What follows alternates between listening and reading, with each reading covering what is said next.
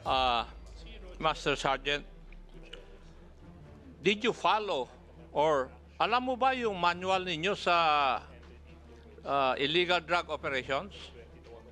Yes, Your Honor. And may I know how many phases are there? If you know. Kasi kung hindi mo masagot yun, basic yun na dapat 3 phases yung operations na ganito. 5, Your Honor. 5? Could you please enumerate the 5? Planning po, coordination, surveillance. Hindi mo alam. Sasagot mo palang iho, hindi mo alam. I'm sorry, Your Alam Honor. mo, hindi ako magtatanong ng tanong na hindi ko alam yung sagot normally. Ha? Huwag kang magsasabi ng alam mo kung hindi mo alam. Kung nagsisinungaling ka sa maliit na bagay, magsisinungaling ka na sa malalaking bagay. Tinanong ko lang kung alam mo yung proseso ng anti-illegal drug operations. Sabi mo, alam mo. Pero sa unang tanong ko pa lang, bagsak ka na. There are 3 phases. Iho. Yung prior to bypass operation, the bypass operation itself, and the post-operation. Maski tanungin mo yung mga opisyal na nakakaalam nito. Ang tanong ko sa iyo, nasunod mo ba lahat to? Yes, Your Honor. Paano mo masusunod yung hindi mo alam? Hindi mo nga alam eh. Paano mo masusunod? Niloloko mo yata ako. Nagkaroon, sir, kami Hindi ng... mo nga alam yung proseso eh. Tapos sasabihin mo sa akin, sinusunod mo? Master Sergeant, niloloko mo na ako niyan eh. Paano mo susundin o susunod sa isang bagay na hindi mo alam? Kindly explain it to me. I'm sorry po, Your Honor. Ano? I'm sorry po, Your Honor. Oh. Sinabihan na kita ng una, huwag mo akong bulahin. Kasi, mas matagal ako sa pulis kaysa sa iyo eh. So, hindi namin kayo titigilan itong mga bad eggs. Please. And to all the people, mga ating mga kababayan na may ganitong klase ng problema, huwag po kayo matakot. Hindi kami natatakot dito. And I'm very thankful do sa mga people like you na nire-reveal yung mga ganitong klase ng insidente for us to validate. Pero we are warning those who are just acting, na iniisip nyo na mapapalusutan nyo kami dito. No, we will never allow that this committee will be used for that purpose. Ang sa amin, kung biktima kayo, ipagtatanggol namin. Pero kung kayo gagamitin nyo ang committee ito, then may kalalagyan din kayo. Pakukulong din namin kayo dito kung nagsisinungaling kayo. Congressman Acop, now you are recognized. Thank you, Mr. Chair. Magandang hapon po sa atin lahat. May I ask the RG? Did I hear it correct na kayo po ay nag-iimbestiga doon sa mga participants sa operation na ito? Yes, yes, Your Honor. May ano po ang dahilan ninyo? Bakit nyo pinaimbestigahan po sila? Your Honor, the suspect turned victim may namatay po, Your Honor. Is it standard operating procedure of the Philippine National Police pag yung biktima ay namatay?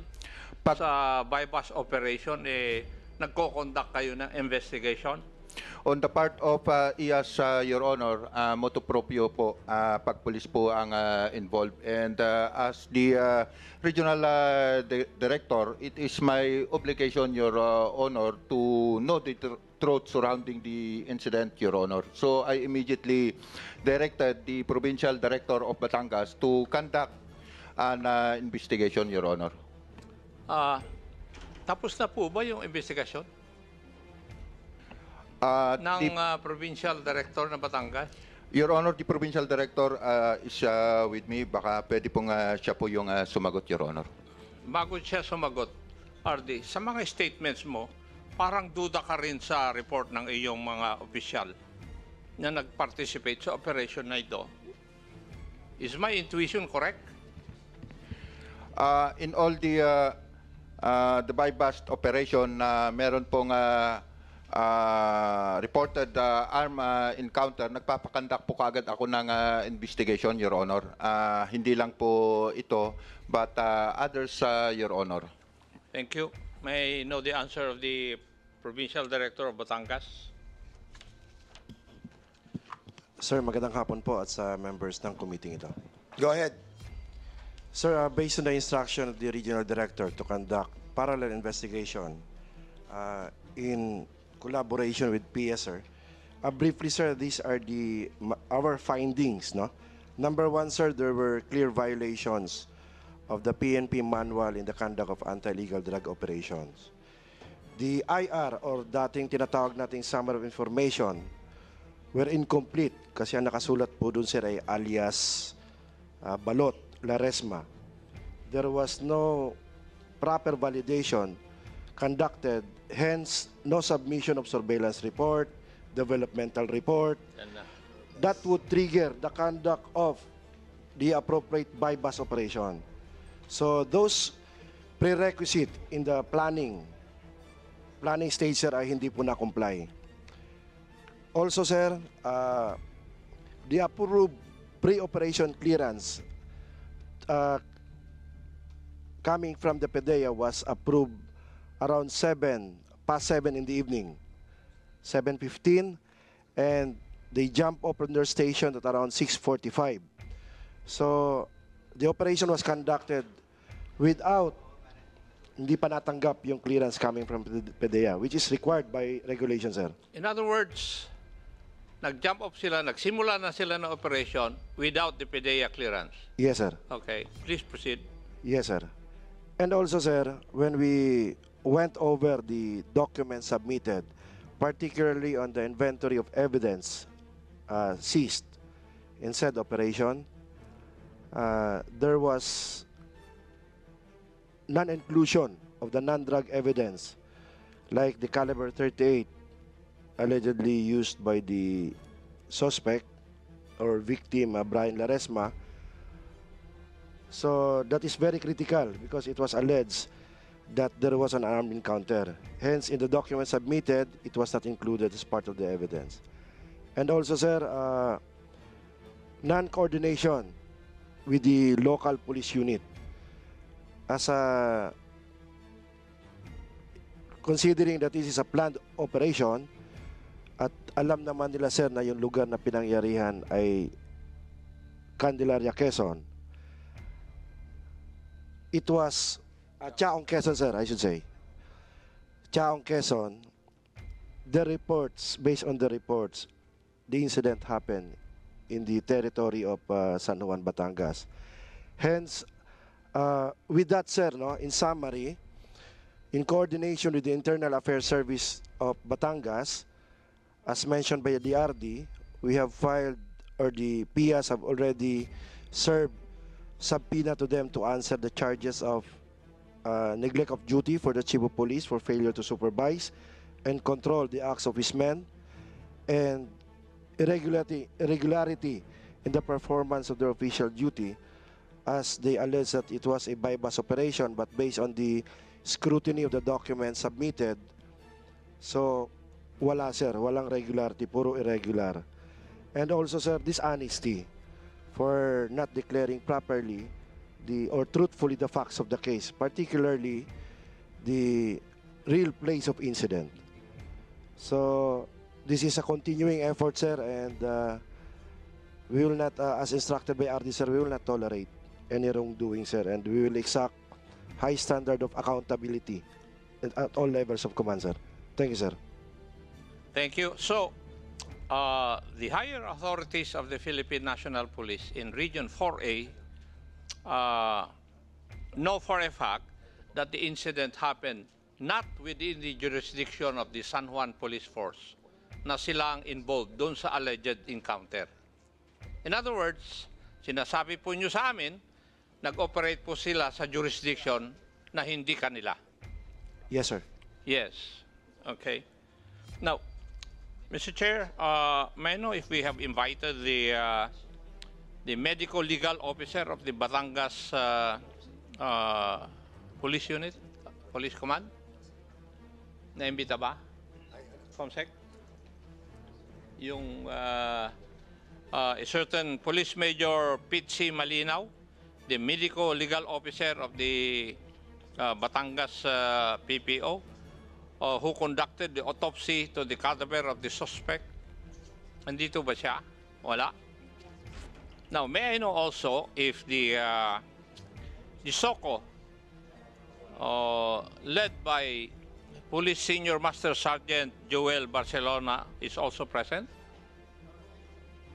Wala rin.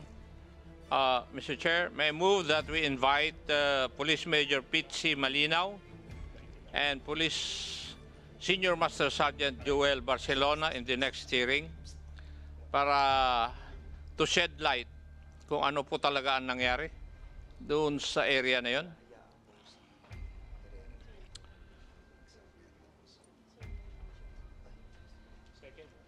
Sorry, Congressman Acop. There's a motion by Congressman Acop to invite the medical legal. Oh yes, The because the SOCO have conducted the also the autopsy. Yes. Okay, the medical so legal. all those the query of Congressman Acop, the COMSEC is hereby directed to secure all those documents and invite those people who had been mentioned by Congressman Acop. Thank you. So ordered. Thank you, Mr. Chair. May I know who is who was the team leader of that operation? Police Master Sergeant Juan Amparo Macaraig, Your Honor. Master Sergeant, did you follow or alam mo ba yung manual ninyo sa illegal drug operations? Yes, Your Honor. And may I know how many phases are there? If you know. Kasi kung hindi mo masagot yun, basic yun na dapat 3 phases yung operations na ganito. 5, Your Honor. 5? Could you please enumerate the 5? Planning po, coordination, surveillance. Hindi mo alam. Sasagot mo pa lang, iho, hindi mo alam. I'm sorry, Your Honor. Alam mo, hindi ako magtatanong ng tanong na hindi ko alam yung sagot normally. I'm sorry, Your Honor. Ha? Huwag kang magsasabi ng alam mo kung hindi mo alam. Kasi kung nagsisinungaling ka sa maliit na bagay, magsisinungaling ka na sa malalaking bagay. Alam mo ba yung ibig kong sabihin? Tinitesting ko lang kung magsasalita ka ng totoo, iho. Di ba? Tinanong ko lang kung alam mo yung proseso ng anti-illegal drug operations. Sabi mo, alam mo. Pero sa unang tanong ko pa lang, bagsak ka na.